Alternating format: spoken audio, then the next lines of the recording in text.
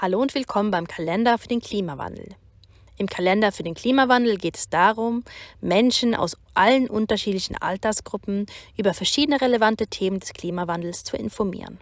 Wir hoffen zu inspirieren und konkrete Anreize für eine aktive Beteiligung an Klimapräventionmaßnahmen zu setzen. In diesem Video geht es um Wasserschutz. Legen wir los. Beim Wasserschutz gibt es viel zu beachten. Es geht zum einen um die Reduktion des eigenen Verbrauchs, aber auch darum, für nicht schädliches Abwasser zu sorgen. Hier können wir im ersten Schritt bei dem Eigenverbrauch im Haushalt tätig werden. Um weniger Wasser zu verbrauchen, können wir Wasserspararmaturen anbauen lassen, wassersparende Geräte kaufen und im Alltag auf weniger Wasserkonsum achten.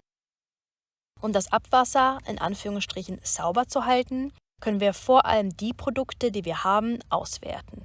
Dafür steht uns unter anderem das deutsche Umweltsiegel Blauer Engel zur Seite.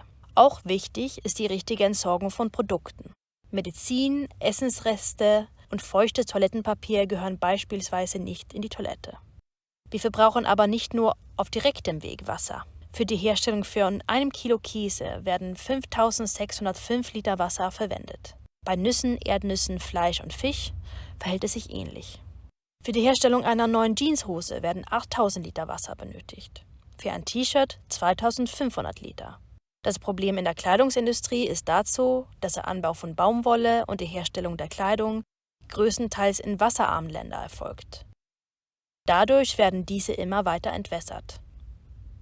Das Wasser, das für die Herstellung unserer Kleidung genutzt wird, wird verschmutzt und hinterlässt der Lokalbevölkerung wenig Wasser für den Anbau von Grundnahrungsmitteln und für den alltäglichen Verbrauch. Noch besteht in Deutschland kein Trinkwassernotstand. Jedoch sollten wir mit unseren Ressourcen gut haushalten und uns vor allem um nachhaltig saubere Gewässer bemühen. Denn international und für unsere Meere ist Sauberkeit und Wassermenge ein größer werdendes Problem. Hier können wir viel durch unseren Konsum von Wasser, Lebensmittel, Kleidung und Geräte bewegen. Glückwunsch! Sie wissen jetzt mehr über Wasserschutz in Deutschland. Jetzt können Sie zielgerecht einen Beitrag leisten.